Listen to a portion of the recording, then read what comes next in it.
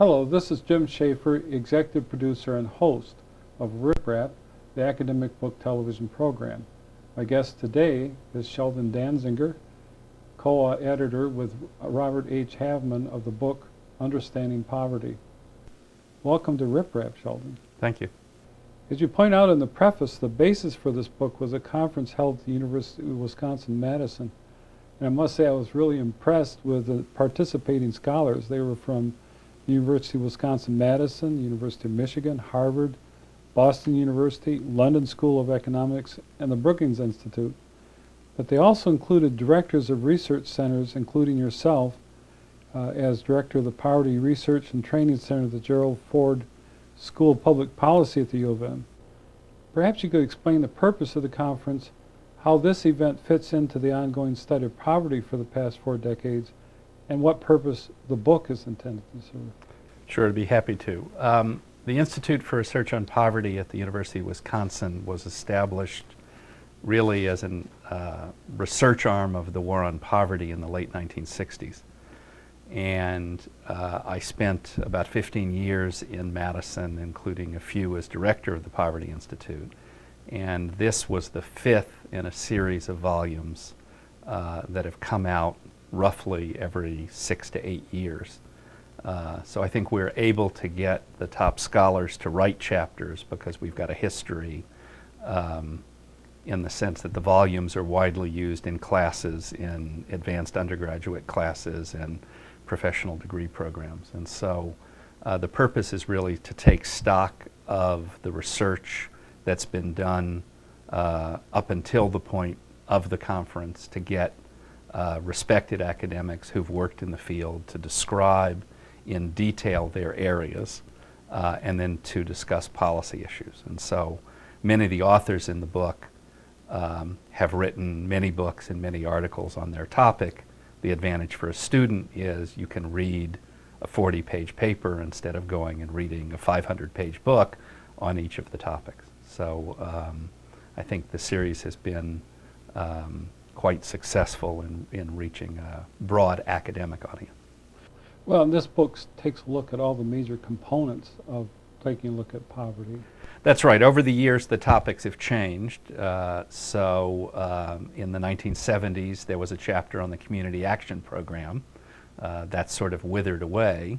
What's been in all the volumes, and there's an excellent paper in this volume, are studies of education and training programs. So one of the chapters deals with everything from Head Start for the very young through Job Corps, through workfare for adults. I thought what was interesting is I thought I knew what poverty was until I read this book. It really points out the complexity of it.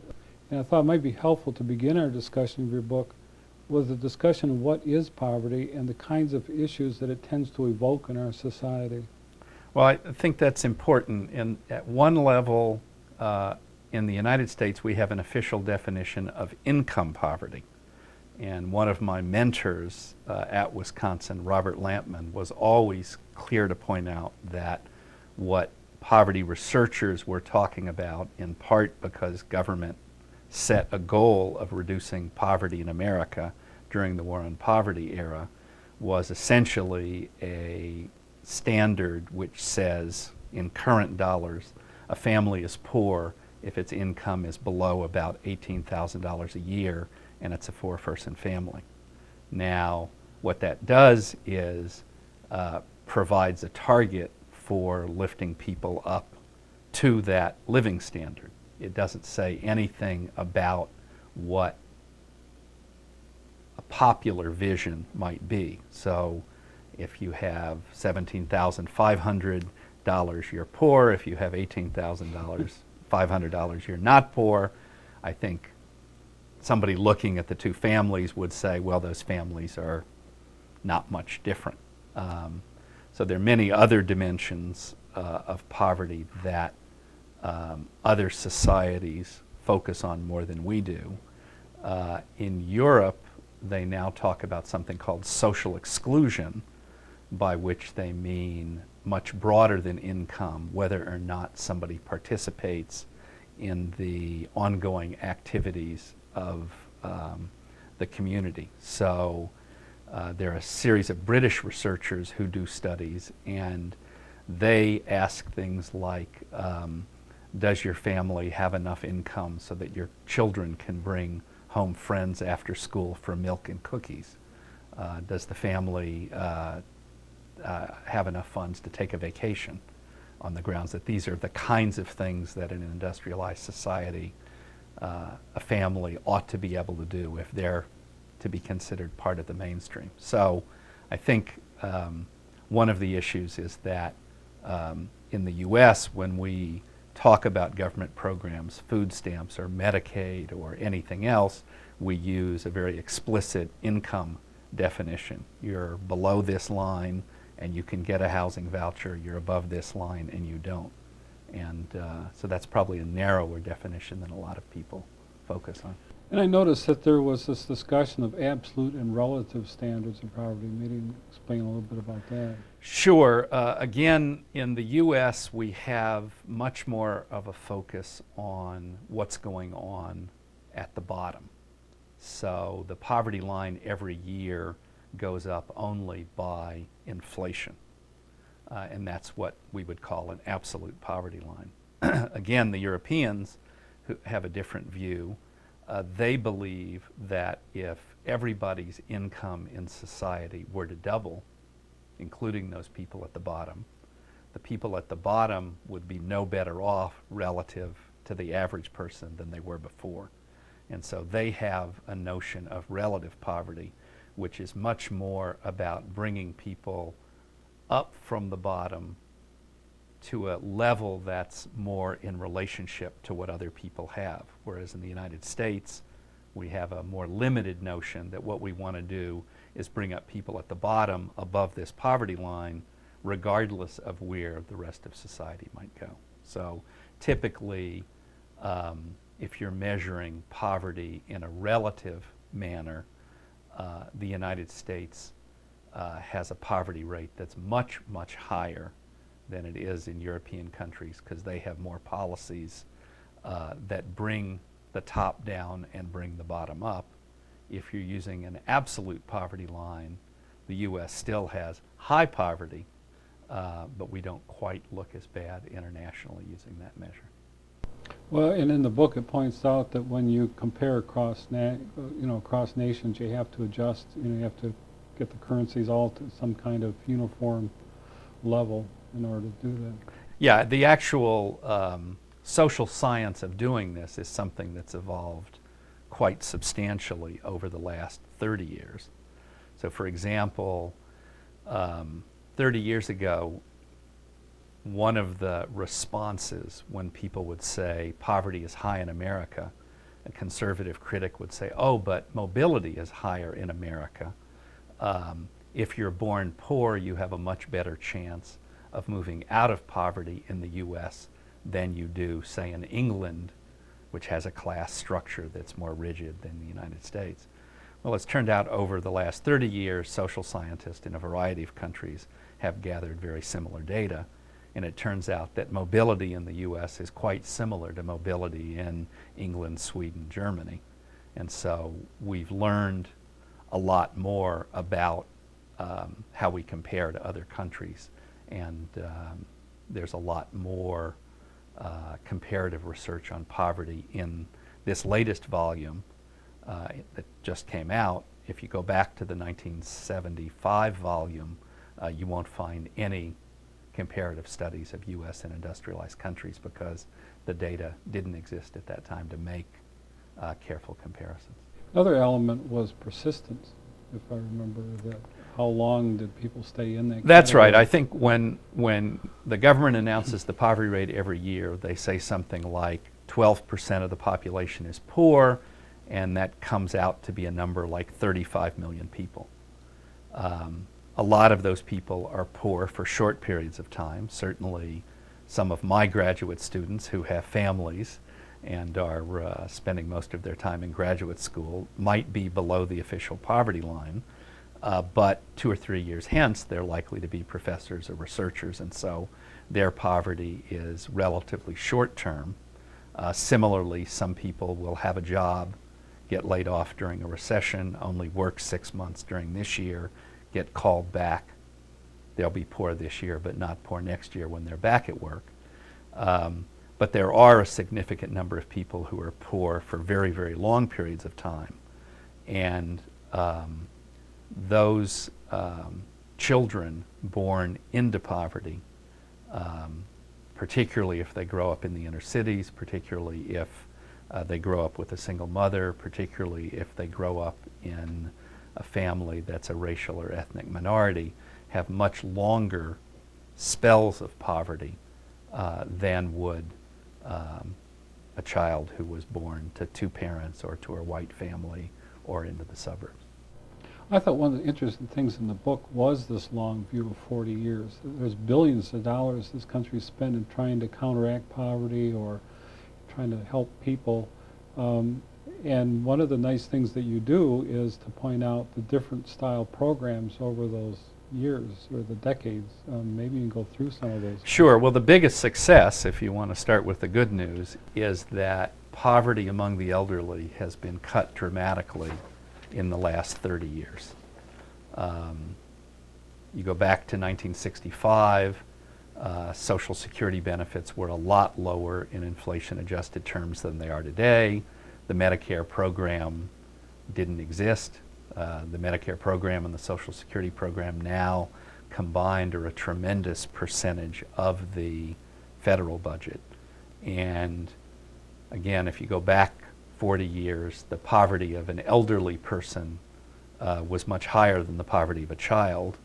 There was a crossing point, some point in the 1970s or 1980s, and now the elderly actually have a poverty rate that's much lower than that of children, and that's primarily due to government. The elderly have a guaranteed annual income. If your Social Security benefits are low, we have a program called the Supplemental Security Income Program, and then all the elderly will qualify for Medicare or Medicaid. So you've got a cash program that brings people up to a minimum level, and you've got a health insurance that's virtually guaranteed. We haven't done that for other groups, particularly single people who don't have children are not eligible for much of anything. Families with children are eligible for a substantial array of programs these days, and a substantial amount of money is spent on them, everything from Head Start, school lunch, housing vouchers, welfare, Medicaid, etc. But over the past 40 years, it's been harder, particularly for people without a high school degree who have only a high school degree, to earn enough to support their family. So you've got a combination of we have spent more and more over the last 40 years, but in some ways the labor market has generated more economic difficulties for low-wage people. So if we actually look at something like the percentage of children in poverty, there's not much difference in 2000 in the child poverty rate than there was, say, in 1973. Well, and I noticed that over the past 40 years, probably the watershed was that legislation in 1996, the Personal Responsibility Act, that started marking a shift toward this in the strategies used to counteract poverty. Well, the 1996 welfare reform was quite a dramatic break. As I said, at the time of the war on poverty, there was a lot of concern with what was called a guaranteed income. It was never very popular politically, but within the government, Richard Nixon had something called the Family Assistance Plan. That was his welfare reform in 1969. It proposed a guaranteed annual income. It didn't pass. President Ford had a plan. President Carter had a plan. And all of these were plans essentially to provide the poorest families with a minimum level of income. The 1996 Welfare Reform Act marks quite a different idea. It's if you don't work, you will get nothing. And so what it did was to say, if you do work, we're going to provide more support for you than we did in the past.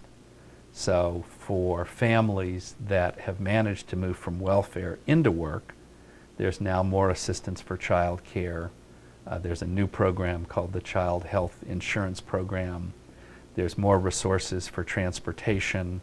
We have a program called the Earned Income Tax Credit, which provides a minimum wage worker who works full-time, full year, up to about $4,000 a year. So essentially, the welfare reform says if you work for most of the year at a low-wage job, we, the government, will provide a set of supports that will get you out of poverty or almost out of poverty. That's very similar to the goals that were in place in the War on Poverty.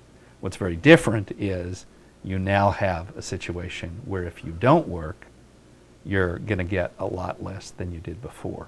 And the philosophical debate between the left and right is, if we look at people who aren't working, is it because they don't want to work or they can't find work?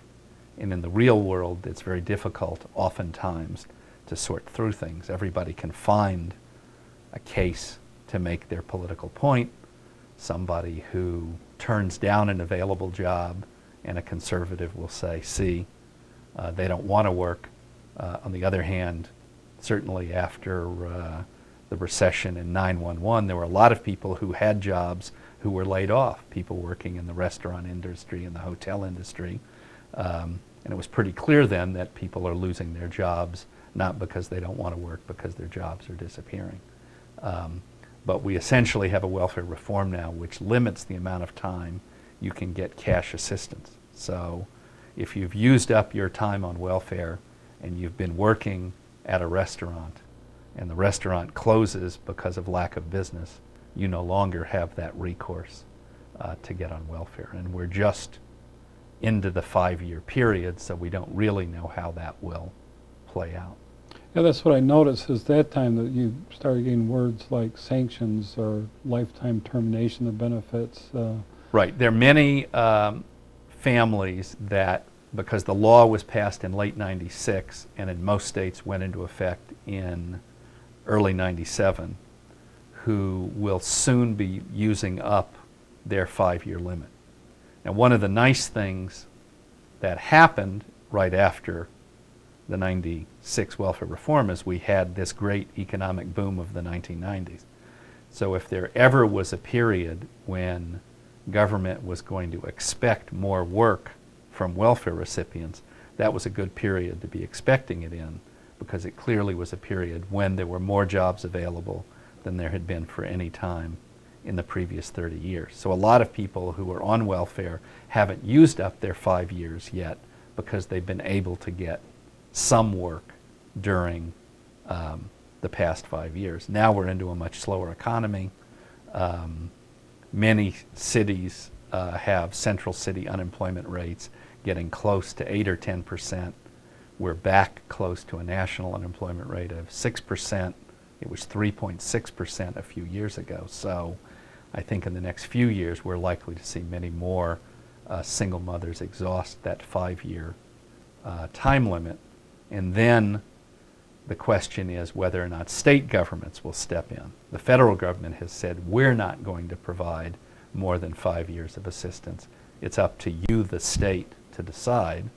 And I expect some states will decide to help and some states will decide they won't help, and we'll then be in a situation which is different than we've had historically in the U.S. and quite different from what most other industrialized countries have.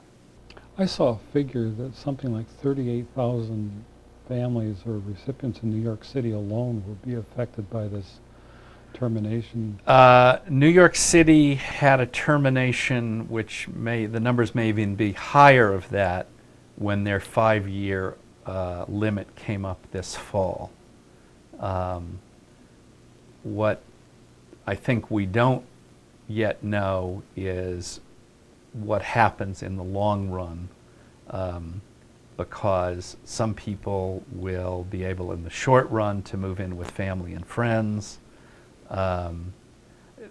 If we look over the period since welfare reform, conservatives who pushed the welfare reform said in 1996, Senator Moynihan was saying all sorts of terrible things were going to happen during welfare reform. They haven't really happened. Liberals are saying, well, that's because the economy was so much better. We do know that more women are working than they were before, but we don't know about things like how the children will fare in the long run, and in fact what happens to the group of people who can't find work on a regular basis. When you make in the book, there's the point that a booming economy will help. It doesn't completely eradicate poverty, but that does help as a net effect. Well, I think the booming economy of the 90s was clearly very important. There's a lot less poverty when the unemployment rate is low than when the unemployment rate is high. But what's happened over the last 30 years really is a situation where a rising tide no longer lifts all boats. In the post-World War II era, say from 1950 to 1973, if the economy grew rapidly, the wages of low-wage workers grew rapidly, the wages of middle-skilled workers grew rapidly, and the wages of high-skilled workers grew rapidly. What's happened, particularly in the 1980s, but also in the 1990s, is the wages of low-wage workers tend to go up very, very slowly, and the wages of high-wage workers have gone up much faster, and obviously it's been in the newspapers lately, the earnings of executives have gone up astronomically. But it's not just the leaders of the top corporations. If you look at the figures on wages, it may have been that a low-wage worker made 1/10 of what a high-wage worker made, and now they may make 1/15. When you get into the numbers with the executives, you get up with huge numbers. But just comparing, say, the typical college graduate over the last 30 years has done much better than the typical high school graduate. And that's one of the reasons why economic growth on its own isn't enough to reduce poverty today the way it did 30 years ago. Okay. One of the threads throughout the book has to do with healthcare and the impact, and that's where this phrase about non-elderly poor comes in. Maybe you can discuss that, because it really becomes a factor in terms of access and what you can provide and what happens to the uninsured.